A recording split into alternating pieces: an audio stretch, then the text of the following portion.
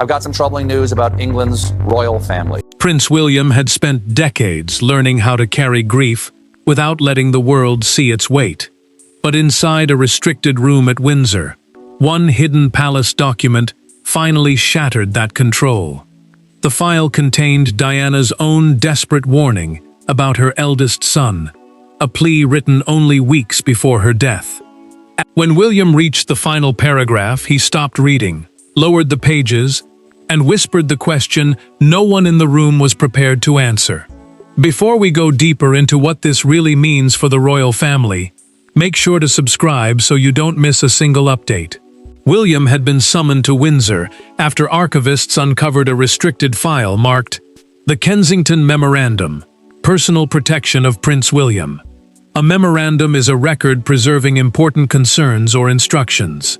This one had been sealed since 1997 inside the Royal Archives, the secure collection holding private papers and official records. No earlier review of Diana's correspondence had included it. Catherine traveled with him but remained outside while he read alone. Diana had dictated the document after confronting senior palace officials. Her warning was direct. Her son was being pushed into an unbearable choice between his parents, and no one had the right to use William's love for her as a weapon after the divorce.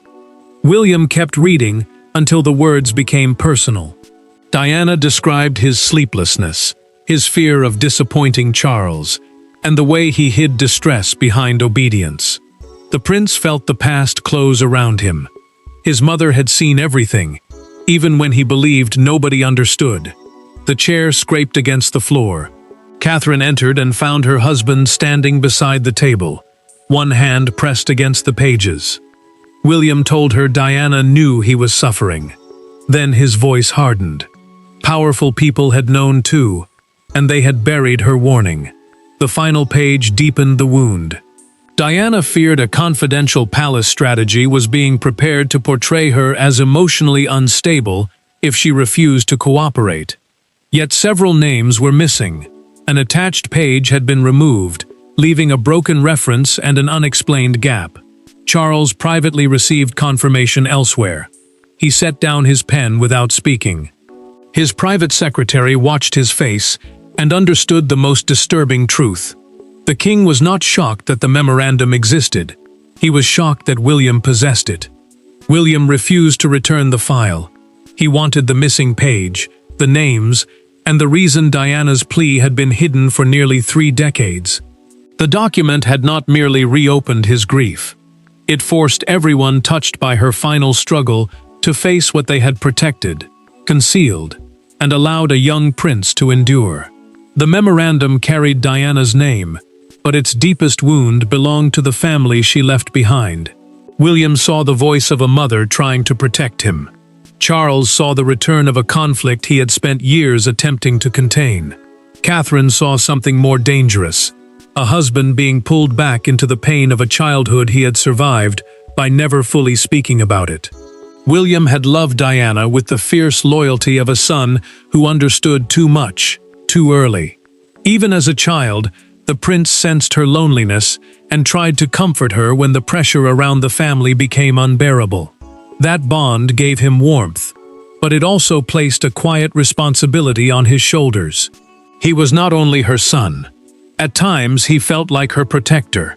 Charles had always viewed the collapse of the marriage through a different wound. The king believed private pain became impossible to control once it turned into public conflict. Yet the newly discovered memorandum, a formal written record of serious concerns, challenged that belief. Diana had not been attacking the monarchy in those pages. She had been trying to settle one private issue, the emotional protection of William. William felt the betrayal growing stronger. He told Catherine that adults around him must have noticed the fear, the sleeplessness, and the pressure to remain loyal to both parents. Still, they treated his silence as proof that he was coping. The future king remembered being encouraged to say less whenever the tension became too intense. Duty had become another word for hiding pain. Catherine sat beside him in a private Windsor study with no aides present. William folded and unfolded his mother's final page until the paper began to crease. The princess gently asked him to stop before it tore. He looked down at Diana's words and admitted they did not feel like a message from the past. They felt like a warning, written directly to the man he had become. Charles read a copied paragraph elsewhere. Diana had written that William was learning to hide pain before he had learned what to do with it. The monarch closed the folder and asked his private secretary to leave. He did not challenge the words. He recognized them, and that recognition carried more guilt than denial ever could. The memorandum then exposed something darker. Diana referred to an unnamed senior figure who warned that William's access to her might be reduced if she challenged future palace briefings. A palace briefing is an official or private exchange used to shape information and decisions. Her plea was no longer only emotional. It was evidence of pressure. Anne learned of the discovery through a documented archive report and immediately asked whether the original seal had been broken. The Princess Royal, the title given to the monarch's eldest daughter, knew that a damaged seal could prove someone had entered the file before William ever saw it. Her question suggested that another person had feared this moment for years. William requested a private meeting with Charles. His condition was absolute: no courtiers, no lawyers, and no prepared royal language. But before father and son could face each other, the prince needed to uncover the single confrontation that had driven Diana to write the memorandum, and the moment the palace finally crossed the line. The hidden file did not begin with a lawyer, an archivist, or a palace command. It began after a charity reception in June 1997, when Diana entered a private room, expecting a routine discussion, and discovered that her relationship with William had become part of a royal pressure campaign. One conversation changed everything. By sunrise, she had dictated the memorandum that would remain hidden until her son was old enough to understand exactly what had been done. Diana was already living under relentless attention after the divorce. Her charity work kept her close to the public, and every appearance carried enormous weight because her popularity often overshadowed the formal royal household. That imbalance made palace officials nervous. They feared that one unscripted comment from her could reopen the family conflict and weaken the control they were desperate to preserve. William stood at the center of that fear. He was approaching adolescence, attending school, and becoming painfully aware of the hostility surrounding his parents. The future king was expected to remain calm because his position mattered to the monarchy. Yet that expectation ignored one simple truth. He was still a child being asked to survive an adult war. Diana entered the private meeting after a London children's charity reception, expecting a routine warning about protocol. A senior royal secretary, a high-ranking official who managed sensitive palace decisions, spoke in careful language at first. Then he crossed the line. He told her that if she gave another unsanctioned interview or publicly challenged the household, William's private visits with her might need to be reconsidered for his stability. Diana pushed her chair back. She did not shout. Her anger became colder than that. The princess demanded that her son never be used as leverage again, and she warned the official that William already believed he had to protect everyone around him. The secretary tried to soften the threat, but she had heard enough. Later that night, Diana called a trusted advisor through a recorded private conversation preserved in his notes. She admitted that William was being trained to accept emotional silence as part of kingship. Her fury slowly gave way to guilt. She knew the public conflict had hurt him too, and she feared he would one day blame himself for failing to save either parent. By morning, Diana dictated the Kensington Memorandum. She named the official, described the threat in precise detail, and demanded that the warning enter the permanent royal record.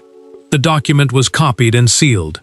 3 days later, however, a handwritten archive log showed that it had been moved into a restricted cabinet under an authorization code linked to the sovereign's private office.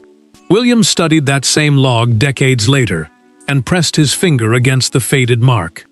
He asked Anne whether his grandmother could have approved the transfer. The Princess Royal hesitated, and her silence carried its own answer. Then, William noticed a second notation.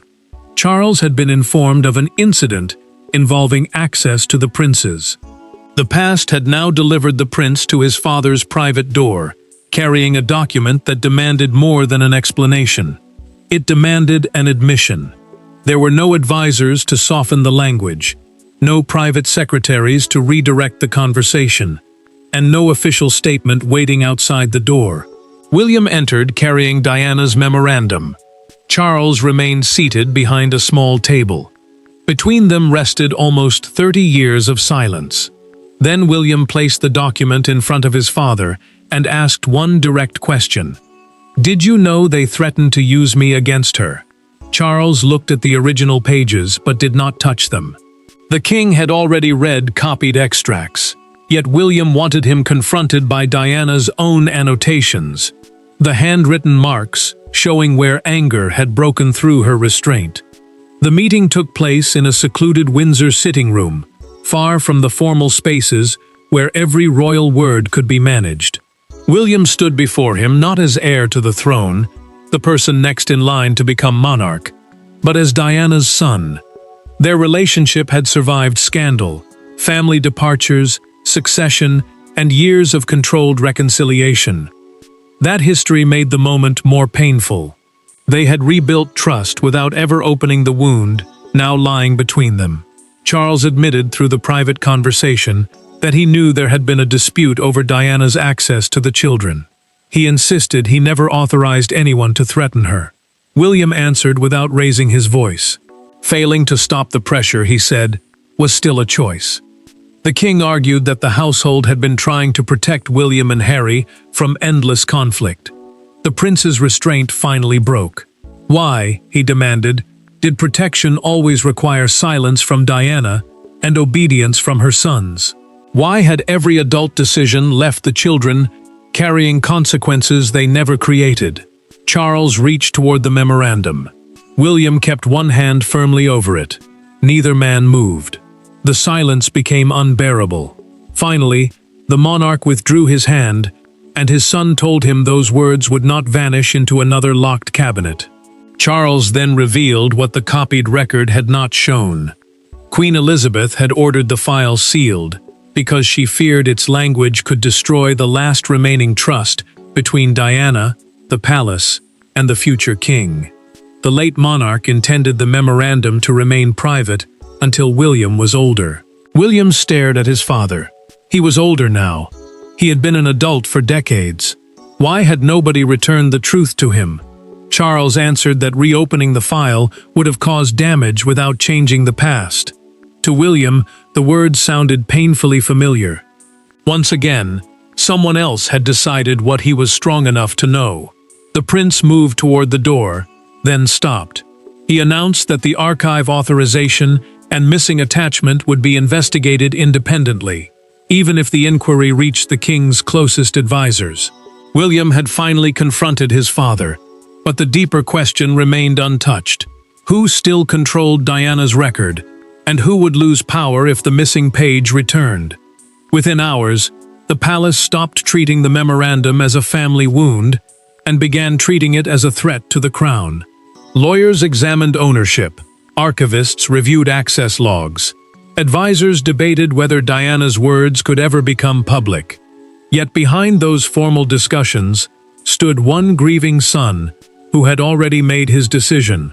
No office, title, or constitutional warning would force him to surrender the truth again. William entered the briefing, knowing the system would speak in careful terms. Control of the file was divided between the royal archives, the sovereign's private office, and the heir's household. The royal archives are the secure collection where official and private royal records are preserved. Each office claimed a duty to protect sensitive material. But to the prince, that language sounded dangerously close to the silence that had hidden Diana's warning. Charles's advisors argued that any release could reopen old accusations and damage the reign. They warned that private family pain might become a constitutional crisis, meaning a conflict serious enough to shake confidence in the monarchy itself. The king listened, but William refused to let the discussion become only about institutional survival. The prince told the room that the real damage had already happened. A frightened mother had warned that her child was being used, and powerful people had decided the child should never know. His voice remained controlled, yet every sentence carried anger. The officials shifted their attention to the papers in front of them, but William would not allow them to hide behind procedure. Catherine watched her husband struggle between duty and grief. After the meeting, she found him alone in a corridor, still holding the copied pages. The princess reminded him that exposing the truth could not come at the cost of destroying himself. William admitted that he did not know how to separate justice for Diana from the pain of becoming her son again. Anne confronted Charles privately soon after. She placed the archive log before him and said protecting the crown could not mean forcing William to inherit the same silence that wounded his mother. The king turned away and admitted he no longer knew which decision caused less pain. The princess answered that avoiding pain had already caused enough. Then the investigation shifted. A retired records officer confirmed through a documented interview that the missing attachment had been removed in 2002, just before William gained wider access to family archives. The officer remembered being told the page contained names too damaging for the prince. The removal order carried the initials of a former senior courtier, a powerful royal official who had served both Queen Elizabeth and Charles. He was still alive. He was still close to the household. William ordered him to appear for a private interview. The palace had tried to turn the document into a legal problem, but one elderly courtier was about to transform it into a confession. The former courtier entered Windsor, carrying no briefcase and offering no prepared defense. He appeared exhausted before the questioning even began. William expected excuses, damaged memories, or another carefully protected version of the past. Instead, the man reached inside his coat, removed a sealed envelope, and placed it on the table. The missing page had not been destroyed.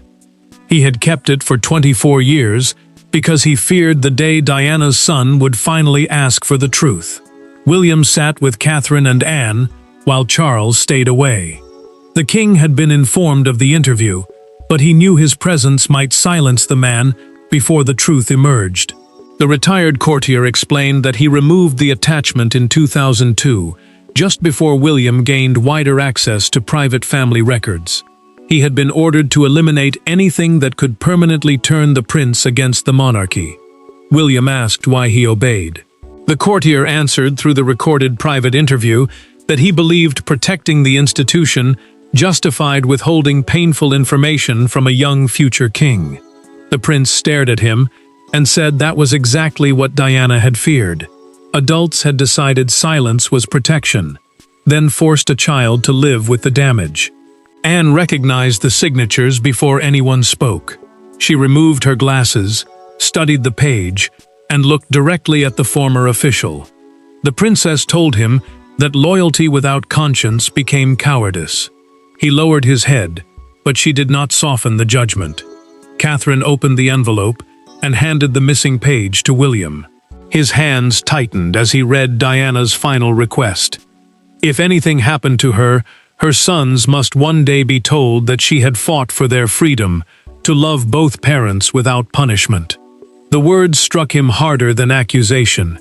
His mother had not been demanding victory. She had been asking that her children be spared. The restored page confirmed that Queen Elizabeth knew the threat had been made.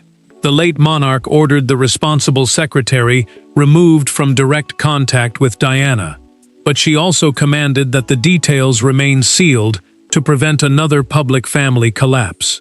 Her decision stopped the immediate pressure while preserving the silence around it. Charles had been told the matter was resolved. He never asked to read Diana's full statement.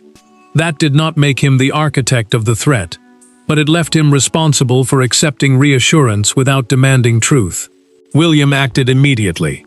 He suspended the archive officials linked to the concealment review. and ordered that the memorandum enter the historical record, the permanent official account of royal events. No private authorization would hide it again. That evening, Charles requested another meeting. This time, the king did not summon his heir. He asked for his son. The missing page had restored Diana's voice, but only one final conversation could decide whether that voice would divide them forever or force them toward honesty. By morning, the dispute was no longer contained within palace walls. The court order dominated broadcasts, newspapers, and crowds gathered near royal residences. Yet one image carried more force than every headline: a plain black vehicle leaving Clarence House, with Diana's recovered jewelry secured inside. There were no crowns, no ceremony, and no royal wave. Only a collection being returned under legal authority, and a public watching the past reclaim what had been taken from it. Palace communications released a brief statement confirming that the judgment would be respected, and every disputed piece moved into protected royal storage. That term meant secure custody controlled by approved trustees, rather than any individual household. Charles refused to issue a personal defense of Camilla. His silence made the message unmistakable. The monarchy would obey the ruling, not fight it. Camilla's supporters called the order cruel and degrading. They argued that the queen consort was being punished publicly for a private dispute. Diana's admirers saw something different. To them, the return corrected an old injustice and restored a promise the palace had tried to blur. William feared the public response would turn private pain into celebration. He told Catherine that cheers could make his mother's memory feel like a weapon. The princess understood, but she answered that dignity did not require silence. The collection had to be returned without triumph. Yet the truth could not be hidden simply because it embarrassed the crown.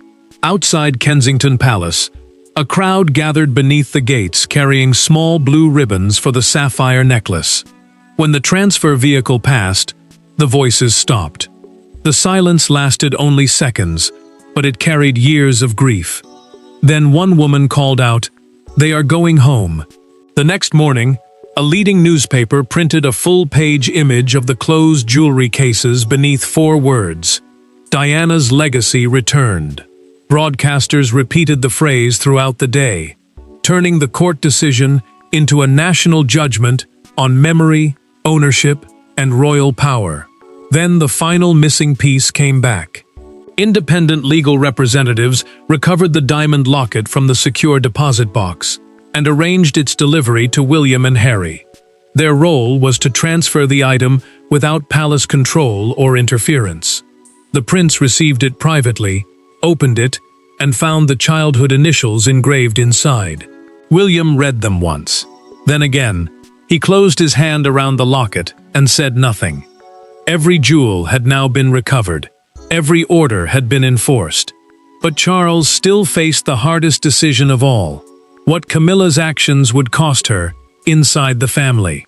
The public had seen the jewels returned, but only one final decision could determine whether the monarchy had truly learned from the betrayal behind them. The second meeting carried none of the anger of the first. Charles stood without a desk between them. William arrived without the memorandum.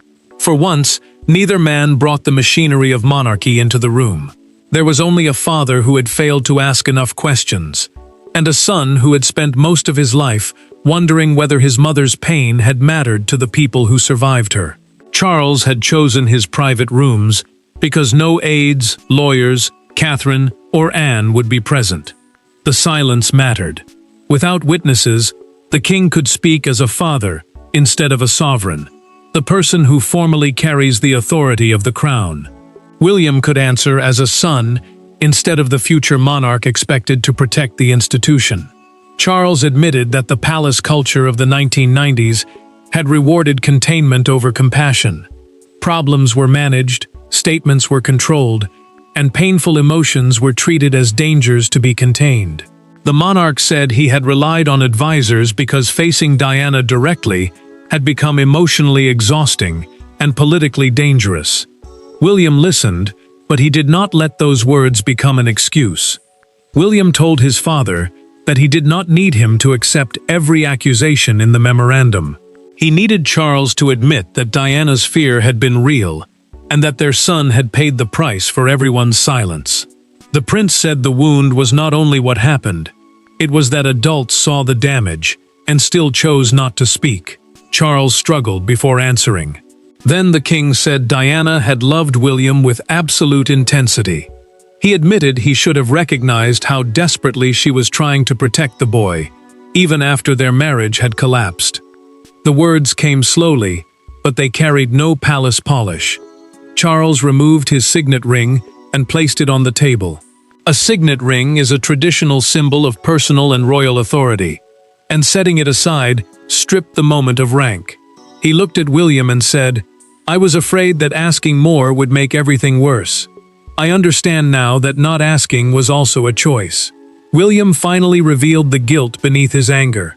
Through that private conversation, he admitted he had always feared his childhood silence made Diana feel abandoned. Charles answered immediately.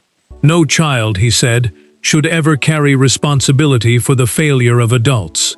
The prince lowered his head. For the first time, he allowed grief to exist without turning it into duty or accusation. He did not forgive every decision, but he accepted his father's admission as honest. Charles and William agreed that the memorandum would be preserved in full, with an official historical note, a formal record explaining that Diana had raised concerns about her children's emotional welfare. William left without the answers he had once imagined, but with something harder and more valuable: truth. By morning, the world would demand to know what that truth meant. By sunrise, the existence of the Kensington Memorandum had escaped the palace walls.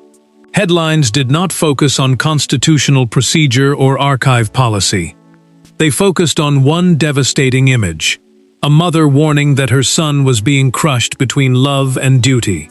Across Britain, Diana's words reopened old grief, but William's response transformed that grief into a demand for honesty rather than revenge. Buckingham Palace confirmed that the sealed memorandum had been recovered and formally added to the historical royal record. That record is the permanent official account of events preserved for future generations. The statement protected William's private childhood details, but it acknowledged that Diana had raised serious concerns about his emotional welfare. Broadcasters immediately framed the discovery as a test of Charles's reign and William's future kingship. Commentators asked whether the palace had finally broken with its old instinct to protect itself through secrecy. The question mattered because the monarchy was no longer being judged only by what happened in 1997. It was being judged by how honestly it responded now. William feared Diana's pain would become another spectacle. He told Catherine that every headline risked turning a mother's warning into public entertainment. The princess urged him to make one controlled appearance.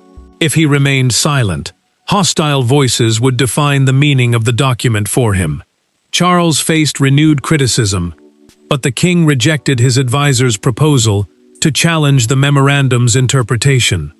He told them that defending himself at that moment would appear to silence Diana again. The monarch understood that one careless statement could undo the fragile honesty reached with his son. Outside Kensington Palace, hundreds gathered beneath the gates, carrying white roses and handwritten cards. One newspaper front page rose above the crowd with 5 words in black letters: "She tried to protect her boy." Broadcasters repeated that image throughout the day, until it became the clearest symbol of public feeling. William stepped forward in a short recorded address. The prince confirmed he had read the full document, and said its central concern was not revenge, scandal, or power. It was a mother's fear for her children. His voice tightened, but he refused to condemn his father publicly. The future king said the monarchy must be strong enough to preserve painful truths rather than bury them. His words marked a different kind of leadership, one built not on pretending the past was harmless, but on refusing to repeat it. Charles watched privately and lowered his head when William described silence as a wound passed from one generation to another. Anne sat nearby and told him his son had just protected both Diana's memory and the crown. The world had delivered its judgment. The final verdict now belonged to William, and his next decision would determine what Diana's warning ultimately achieved.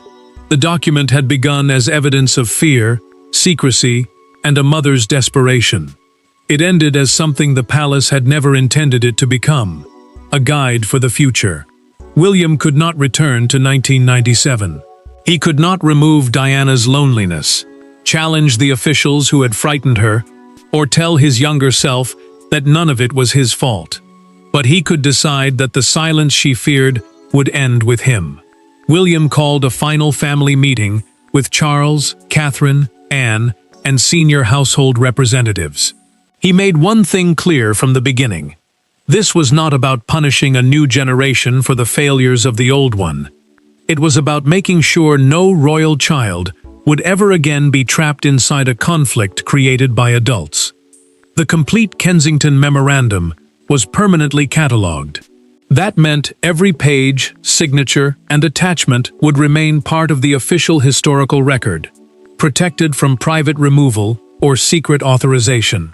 Access would stay controlled to protect childhood details, but the document's existence and meaning could never again be denied. William then announced a new royal family welfare protocol, a formal set of rules designed to protect children inside the monarchy.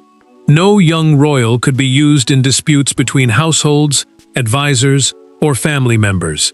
Any concern involving a child would have to be documented independently and reviewed outside the immediate conflict. Charles approved the reform without amendment. The king understood that the change would always be linked to Diana, and he accepted that link. In a private recorded conversation after the meeting, he admitted her warning had exposed a weakness the institution should have faced long ago. Catherine watched William carefully as the decision became official. The princess knew this was more than policy for him. It was the first time he had turned childhood pain into something that could protect others. Anne offered her support without hesitation. She told the prince that preserving truth while protecting dignity was not weakness. It was leadership. William returned alone to the archive room after the others had gone. He placed the restored page beside the memorandum, closed the file, and rested his hand on the cover. Then he said the words he had carried since the moment he first began reading. "You were heard. It took too long, but you were heard." The discovery did not prove that everyone around Diana intended to harm her. It revealed something more painful. Fear, pride, exhaustion, and blind loyalty had allowed a mother's warning to be buried. William refused to release intimate childhood details. He would not turn Diana's pain into entertainment. By preserving the truth without exposing the private suffering behind it, the future king rejected both total secrecy and reckless disclosure. Charles and William did not leave the crisis untouched. They left wounded, but honest. Their relationship survived because neither man could hide behind a false version of the past any longer. Diana's hidden document became the line between the old crown and the monarchy William intended to lead. The institution endured because he proved that truth could be faced without surrendering duty, family, or compassion. Prince William entered the archive as a heartbroken son searching for answers. He left having given Diana the one thing the hidden document had denied her for nearly 30 years: recognition, protection, and the certainty that her voice would never be buried again. Thanks for watching. Please don't forget to like and subscribe, and we will see you in next one.